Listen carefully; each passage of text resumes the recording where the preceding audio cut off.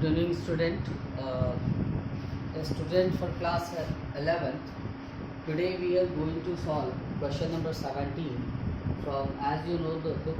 D.K. Goyal's book is there. And the question is, today I have solved the answers also, means I have generalized the entries so that the time for videos may be less. Okay. Because when I write only questions and then after I just went to generalize it, then it takes a little much time. Okay. Now I'm going to recite the questions. First of all, enter the following transactions in the journal of Arun Govil. ये question है और मैंने आज format नहीं बताया है. आपको format पता है, मैं बता चुका हूँ, इसलिए बस मैंने एंट्री कर दिया है. देखिए, मैं एंट्री को एक्सप्लेन कर रहा हूँ. पहली एंट्री है, जून 1 को Arun and company paid into bank as capital ₹6 lakh. अब देखिए, एज कैपिटल ये दिया है. अगर अरुण एंड कंपनी वो कैश ले आती है आपके फर्म में, तो आप क्या एंट्री करते हैं? Cash account debit to capital. तो ये फर्म में कैश है, फर्म का अकाउंट बैंक में खुला हुआ है. ये पैसा अरुण यहाँ नहीं दे रहे हैं, फर्म के नाम के अकाउंट में दे रहे हैं. तो पैसा तो फर्म का ही है, बस बैंक में चला जा रहा है. ये लिखा है Arun and company paid into bank as capital. Bank में पे किया एज कैपिटल. अक्सर जब आप रजिस्ट्रेशन कराने जाएंगे तो फर्म के नाम का अकाउंट खुलवाना पड़ता है आपको. मैंने बताया फर्म एक आर्टिफिशियल पर्सन है, सारे के सारे काम हो सकते हैं उसके माध्यम से. ठीक है. तो पैसा कैश फर्म में नहीं आता, बैंक में होता है. तो bank account debit to capital. Second है, purchase goods from Mukesh, list price 2 lakh at 10% TD. Goods purchase किया मुकेश से 2 लाख रुपया, लिस्ट प्राइस है और 10% का टीडी मतलब ट्रेड डिस्काउंट है. अब देखिए, जब गुड्स हम परचेज करते हैं मुकेश से, सबसे पहले यहाँ पर कुछ ये नहीं दिया कि कैश में परचेज कर रहे हैं. ठीक है. और जब ये ना दिया हो और नाम मेंशन किया हो, इसका मतलब ये क्रेडिट परचेज है. अगर नाम भी ना दिया होता ना तो हम कैश में मान लेते. यही चीज़ बस नाम हटा देता तो हम कैश में मान लेते. ठीक है. और अगर नाम मेंशन किया है और कैश नहीं लिखा है, इसका मतलब यही होता है कि वो क्रेडिट परचेज. ठीक है. तो क्रेडिट परचेज का मतलब हमने परचेज तो किया बट मेरे पास से कैश नहीं गया. जब हम परचेज करेंगे तो मेरे पास गुड्स आएगा. गुड्स पर्सन तो है नहीं, नॉमिनल तो है नहीं, you can touch the goods. तो न पर्सन है न नॉमिनल है, तो है क्या? Real account. रियल अकाउंट का रूल क्या कहता है? Debit what comes in, credit what goes out. तो गुड्स आ रहा है. हमने बताया आपको एक रूल कि गुड्स की कंडीशन में फॉर्म देखते हैं. गुड्स का फॉर्म कौन सा है? ये परचेज की फॉर्म है. तो गुड्स की जगह हमने परचेज को डेबिट किया, कैश गया नहीं. Who is the giver of the goods? Mukesh. Amount 1,80,000 क्यों होगा? क्योंकि देखिए 2 लाख है. हमने बताया ट्रेड डिस्काउंट का मतलब क्या? ट्रेड डिस्काउंट का मतलब जिसको हम मेंशन ही नहीं करते. तो 2 लाख का 10% 20,000 लेस कर देंगे, बचेगा क्या? 1,80,000 और 20,000 चूंकि ट्रेड डिस्काउंट है इसलिए हमें कहीं नहीं कुछ भी दिखाना, उसी को मान लेंगे 1,80,000. Got it.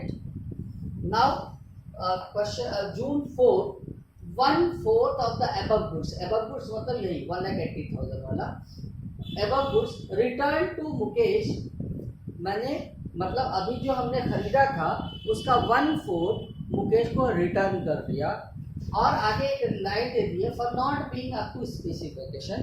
कुछ भी स्पेसिफिकेशन नहीं होने पर, मतलब ये कहने का कि कभी कभी जो अभी लिस्ट प्राइस अलग और 10% का टीडी काटने के बाद कुछ अलग प्राइस आया, तो जब कुछ भी स्पेसिफिकेशन ना हो तो उसको मानते हैं कि एक्चुअल कॉस्ट पे ही रिटर्न किया गया.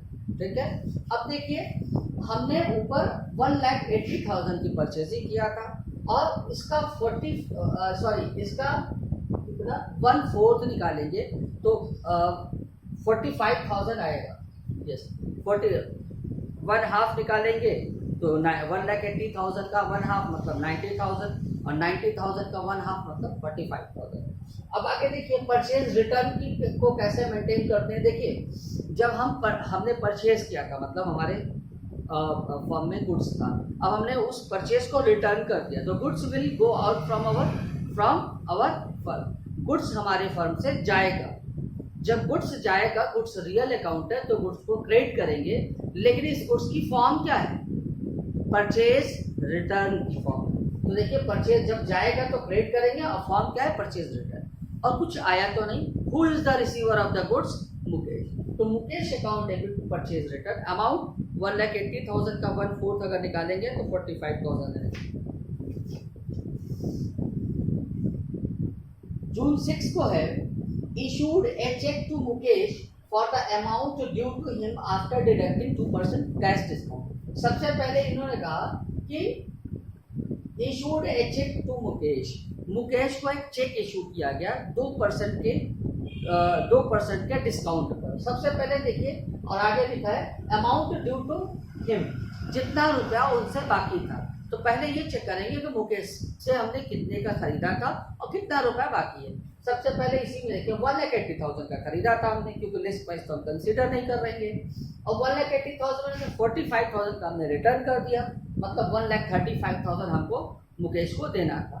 उस 1,35,000 का 2% 20/1,350 2,700 आप कैलकुलेट कर लीजिएगा, ठीक है। तो अब देखिए मुकेश अब फुल ये एक तरीके का फुल सेटलमेंट है। जो अमाउंट ड्यू टू हिम मतलब समझ में आ रहा है जितना रुपया उससे बाकी था, फुल सेटलमेंट की तरह नहीं, फुल सेटलमेंट ही है। देखिए मुकेश 1,80,000 से क्रेडिट हुआ और मुकेश 45,000 से डेबिट हुआ। इसका मतलब अभी इसको 1,35,000 से और डेबिट करेंगे तभी जाके ये बंद हो गए। देखिए मुकेश को 1,35,000 से डेबिट किए। अब देखिए डिस्काउंट रिसीव्ड कैसे हुआ? जिसको हमको देना था 1,35,000 उसको हम 2,700 रुपये कम देंगे, मीन्स हम देंगे 1,32,300। और चूंकि ये पेमेंट चेक के माध्यम से कर रहे हैं, कैश ही जाता तो कैश को क्रेडिट करते हैं, लेकिन नकद नहीं दे रहे, बैंक चेक काट के दे रहे हैं, मतलब हमारे बैंक से कम होगा, बैंक से जाएगा तो बैंक को हमने क्रेडिट किया। और डिस्काउंट रिसीव ये मेरे लिए फायदा है, all the profit and gains are credited. Next, withdrew from bank ₹2,50,000 for office use and ₹10,000 for personal use. देखिए बैंक से 2.5 लाख रुपए निकाले ऑफिस के यूज के लिए और 10,000 रुपए पर्सनल यूज के लिए। अब देखिए जब बैंक से हमने 2.5 लाख रुपए निकाले हैं ऑफिस के यूज के लिए, कोई पर्टिकुलर एक्सपेंस का नाम नहीं लिया है, बट बस ऑफिस के यूज के लिए निकाला गया, तो बैंक से पैसा निकलेगा और हमारी फर्म में आएगा। तो cash account debit to bank, cash account debit to bank. अब देखिए कैश अकाउंट डेबिट होगा मतलब हमारी फर्म में आ जाएगा 2,50,000 रुपए। दूसरी चीज हमने आपको बताया ड्राइंग क्या होता है, मालिक अपने इस्तेमाल के लिए जो भी पैसा फर्म से लेता है वो उस पैसे को हम ड्राइंग बोलते हैं। अब ले करके वो अपने लिए जो भी करे, अपने बच्चे के लिए करे, अपने घर परिवार के लिए करे, इससे हमको मतलब भी नहीं होना चाहिए वो किस लिए ले रहा है, हमको इस चीज से नहीं मतलब है, वो बस फर्म से ले रहा है, हम उसको ड्राइंग बोलते हैं, इससे मतलब है। तो बैंक से कितना निकला? 2,60,000, फर्म में आ गया 2,50,000 और ड्राइंग के नाम पे चला गया 10,000, ठीक है। अब नेक्स्ट एंट्री है purchased a machine for ₹1 lakh and spent ₹5,000 on its installation.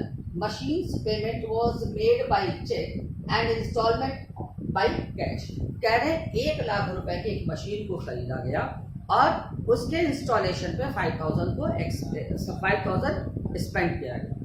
अब देखिए एक बात समझिए कि हम जब मशीन खरीद के लाते हैं तो उसके कैरेज और उसके इंस्टॉलेशन पे होने वाले खर्चे से उसकी वैल्यू को बढ़ा देते हैं। वो ऐसा इसलिए क्योंकि दरवाजे पर आकर के वो मशीन कितने रुपए की पड़ी शुरू में, बीच में अगर शुरुआत में आपने कोई सेकेंड हैंड मशीनरी भी खरीदा है और उसको सेकेंड हैंड मशीनरी घर में लाने के बाद उसको रिपेयर करा रहे हैं, तो आप उसकी मशीन की कॉस्ट को, जैसे 80,000 की सेकेंड हैंड मशीन खरीदा, 20,000 रिपेयर के लिए लिया, तो आप उस मशीन की कीमत ही 1 लाख मानेंगे।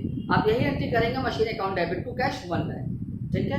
उसी तरीके से इंस्टॉलेशन वगैरह के खर्चे से मशीन की कीमत बढ़ जाती है, ठीक है।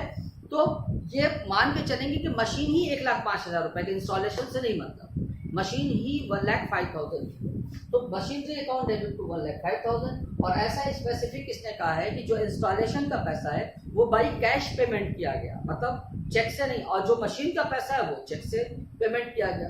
तो मशीन तो हो गई 1,05,000 रुपए की, और बैंक से गया 1,00,000 रुपए, पास में से गया 5,000 रुपए, तो 1,05,000 रुपए। ठीक है। अब देखिए, आप जो इंस्टॉलेशन के खर्चों को लेकर अगर कंफ्यूजन है आपको, तो आप एक चीज समझिए, आप यहाँ से 50 किलोमीटर की दूरी पे जाते हैं, कोई सामान लेकर के आते हैं, सपोज कि वो सामान 500 रुपए का है, लेकिन 50 किलोमीटर की दूरी पे जाने और आने में आपके 100 रुपए के खर्च हो ना। 500 रुपए का सामान है, 100 रुपए आपने खर्च किया, प्लस अपना समय खर्च किया। अगर मैं आपसे कहूँ 550 ले लीजिए, दे दीजिए मुझे, तो आप देंगे क्या? नहीं देंगे ना। आप उस चीज की कीमत को कहेंगे 600 रुपए की आपकी कॉस्टिंग आई है। ठीक है। ऐसा नहीं है कि एक दुकानदार अगर दिल्ली से सामान मंगवाता है 1,00,000 रुपए का, और 10,000 अगर 5,000 रुपए ट्रांसपोर्टेशन का दे देता है, तो उसको 1,00,000 रुपए का मानता है, वो 1,05,000 रुपए का गुड्स उसके यहाँ हो जाता है। ठीक है। अब उसमें प्रॉफिट रखते हो बेचता है, एक्सपेंसेस और जो भी एक्सपेंस और प्रॉफिट होते हैं सबको रखते हैं, सेल करता है। ठीक है। तो इंस्टॉलेशन से ऐसे ही मशीनरी का अमाउंट इंक्रीज करेगा, इन योर माइंड। और नेक्स्ट है जून 12 को सोल गुड्स फॉर ₹1,00,000 टू अमर को 1,00,000 रुपए का सामान बेचा। हमने कहा देखिए, नाम मेंशन किया है अमर, कहीं कैश वैश नहीं लिखा है, नाम भी मेंशन कर दिया। अगर नाम नहीं मेंशन करता तो हम मान लेते हैं कि नकद में ही बेचे, लेकिन नाम मेंशन कर दिया, इट मीन्स कि हमने ये जो सेल किया है वो उधार सेल किया है, मतलब जिसको सेल किया उससे पैसा नहीं लिया है। तो क्या होगा, जब हम सेल करेंगे तो हमारी फर्म से goods will go out. Goods real account है, debit what comes in, credit what goes out, जो जाता है उसको क्रेडिट कीजिए। तो गुड्स जा रहा है तो गुड्स को क्रेडिट करेंगे, और गुड्स की हमेशा फॉर्म चेक करते हैं, तो किस फॉर्म में जा रहा है? सेल्स की फॉर्म में जा रहा है, लेकिन सेल्स को क्रेडिट किया और इसके बदले में हमें पैसा तो मिला है। Then what we will check who is the receiver of the goods. Amar is the receiver of the goods. और अमर कौन से अकाउंट है? Personal account. पर्सनल अकाउंट का रूल ही कहता है डेबिट द रिसीवर, तो रिसीवर को हमने डेबिट किया। और सेल गया, गुड्स गया, गुड्स रियल अकाउंट है, बट गुड्स के सेल्स में हम फॉर्म को चेक करते हैं, तो सेल्स का फॉर्म है, इसलिए सेल्स को क्रेडिट किया। नेक्स्ट एंट्री है Amar cleared his account by a cheque. Amar cleared his account by a cheque of ₹98,500। Cheque is immediately send to the bank. Amar ने अपने उधारी को 98,500 में क्लियर किया और उस चेक को उसी दिन बैंक में भेज दिया गया। मैंने इससे पहले केस में बताया है कि अगर आपको चेक मिले और उसी दिन बैंक में ना भेजा जाए तो आप चेक रिसीव करने की एंट्री करेंगे। लेकिन अगर क्वेश्चन में ऐसा बोल दिया जाए कि cheque send to the bank immediately, तो हम उसको बैंक को डायरेक्ट डेबिट करेंगे, तो बैंक में पैसा आ जाएगा 98,500। अब जिससे 1,00,000 रुपए लेना था उसे 98,500 मिला, इसका मतलब 1,500 आपने डिस्काउंट दिया, तो ये डिस्काउंट आपके लिए एक लॉस होगा। तो all the expenses and losses are debited, nominal account का रूल। तो ये लॉस को भी हमने डेबिट किया और अमर ने अपने अकाउंट को क्लियर किया, मतलब वही फुल सेटलमेंट। 1,00,000 रुपए का हमने इससे पहले उसको सामान बेचा है, 1,00,000 रुपये यहाँ पे देखिए अमर डेबिट है 1,00,000 से, अमर को क्रेडिट करेंगे 1,00,000 से, तभी जाकर के इनका अकाउंट आगे क्लोज हो पाएगा। ठीक है।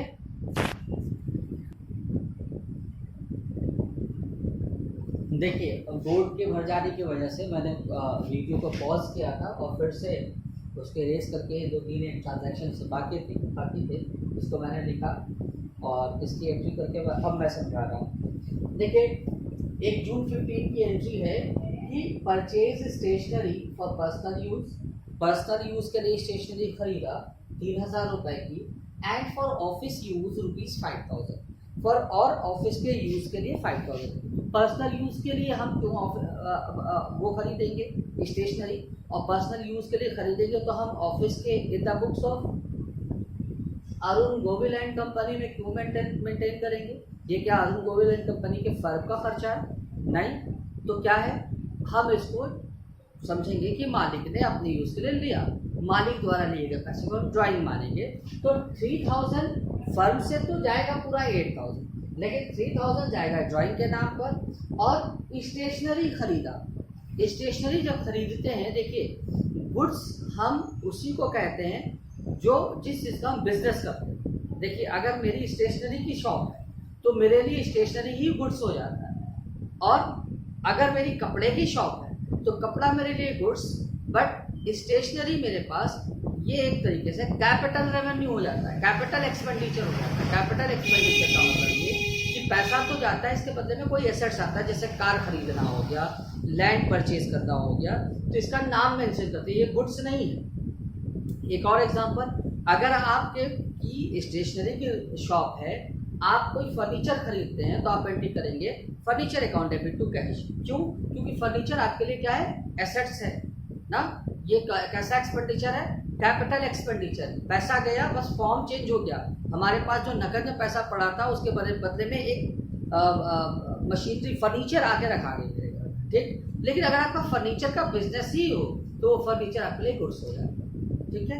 आगे के क्वेश्चन फिर से आएगा तो मैं फिर से एक्सप्लेन करूंगा। अभी क्या, तो स्टेशनरी हमने ऑफिस के लिए 5000 की खरीदी, तो stationery account debit to cash 5000, और ड्राइंग दिया 3000 रुपए का, उसने भले ही घर अपने सेल्फ यूज के लिए लिया, सेल्फ यूज के लिए लिया तो हम उसको नहीं मेंशन करते, हमारे फर्म से किस नाम पे पैसा गया वो मालिक ने ले लिया। मालिक जो पैसा फर्म से लेता है उसको हम ड्राइंग कहते हैं। तो drawing account debit, stationery account debit to cash 3000, 5000, 8000। Next है purchase land for 2 lakh and paid 1% brokerage and 15,000 as registration. अब देखिए ब्रोकरेज शब्द का मतलब होता है दलाली, ठीक है। अब परचेज लैंड, 1-2 लाख रुपए की जमीन खरीदा, उस जमीन के खरीदने में 1% का, 2 लाख रुपए का 1% मतलब 2 जीरो हटा दीजिए, 2000 रुपए होता है। 2000 रुपए का आपने दलाली दिया, मतलब ब्रोकरेज दिया, ठीक है। और 15,000 का उसको रजिस्ट्रेशन कराया। ओवरऑल ये बताइए उस जमीन को खरीदने में आपका कितना पैसा लगा, 2,17,000। और अगर आप कहेंगे नहीं सर 2 लाख लगा, तो क्या 2,50,000 हमको दे देंगे? नहीं, आप किस लिए देंगे, क्योंकि आपको खरीदने में आपने ब्रोकरेज दिया है, रजिस्ट्रेशन कराया है, तो सबसे लैंड की ही कीमत, जैसे अभी मशीनरी वाला पीछे किया आपने, उसी की कीमत बढ़े, ठीक है। तो land account debit to cash. अब ये बात होती है कि ब्रोकरेज और रजिस्ट्रेशन को क्या करें, आप यहाँ पे इसको उसमें मेंशन कर सकते हैं और एक नोट्स टू अकाउंट से लगा करके इसको दिखा सकते हैं, लेकिन जमीन की ही कीमत 2,17,000 मानी जाएगी।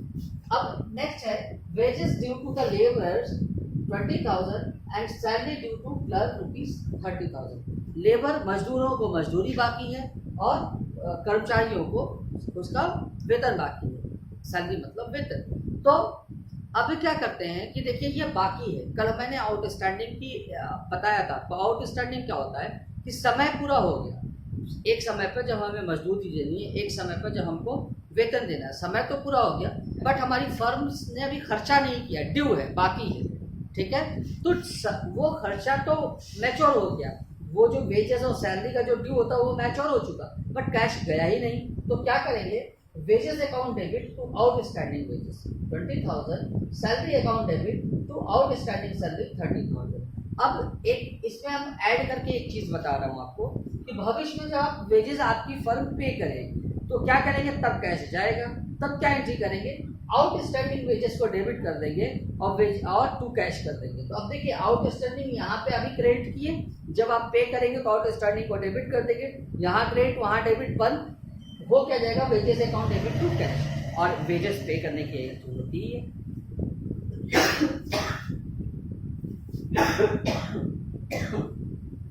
ठीक है, और ठीक वैसे ही सैलरी के साथ भी होगा, ठीक है। आशा करते हैं आप सबको ये क्वेश्चन समझ में आएगा।